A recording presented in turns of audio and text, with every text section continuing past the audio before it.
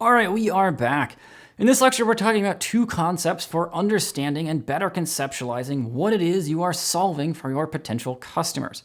The first is called frequency, and the second is called depth. Now, hopefully we have 3 pain points listed out from the last lecture. If you don't have that, please go back and redo the last lecture, and try a little bit harder, why don't you? Even the dullest, shrivelest fruit of an idea can still get some magic juice out of it if you squeeze hard enough. Yes, it can be moldy, infested, growing legs, shaped like that alien face in the Scream, and you can still, with enough effort, get something out of it. This lecture, by the way, brought to you by Tropicana Orange Juice. Oranges, the only fruit with the nutritional value of a Snickers bar. Now, what I want you to do is take each of these 3 and rate them based on the 2 dimensions of frequency and depth.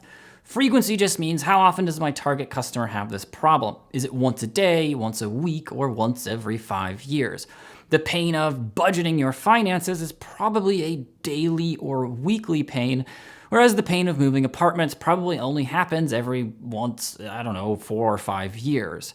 Now, the pain of choosing college happens once or twice in your lifetime. So write down what you think the frequency is for your specific group, not people in general, your group, your peoples. And then the next concept is depth, as in when your user has this pain or problem, how big of a deal is it? Is it a nuisance or something that seriously disrupts their day? Not being able to keep track of your subscriptions, probably not a huge pain, whereas let's say you have super AIDS or bacterial meningitis, then it's probably a deep pain. Now, why do we do this exactly?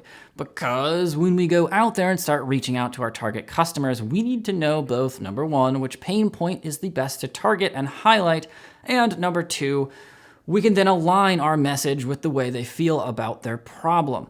Writing a headline that says, "Don't you just hate it when you stay up all night because you keep having to decide where you're going to college?" That doesn't particularly make any sense. If your pitch doesn't make sense, then people aren't going to respond to it. Unless, of course, you are pitching the producers of Shark Tank, where they are almost always on the hunt for the William Hung of entrepreneurial elevator pitches. How do we use this information to determine which is the best to go with? Well, you might just assume the one with the higher frequency and higher depth is better, and that is true, but there's more nuance to it. Is medium depth and medium frequency, for instance, worse than, say, huge depth but no frequency? You're better off selling baby food than, say, a baby name generator. No, actually, in this theoretical circumstance, it is actually better. You generally want to look for something that is strong in one of the categories and then at least average in the other.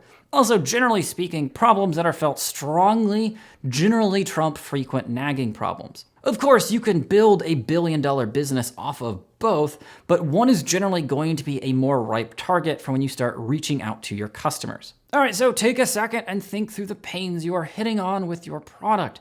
Order them appropriately and consider this your weaponized toolbox because, we're going to use your problems against you. Anyway, moving on.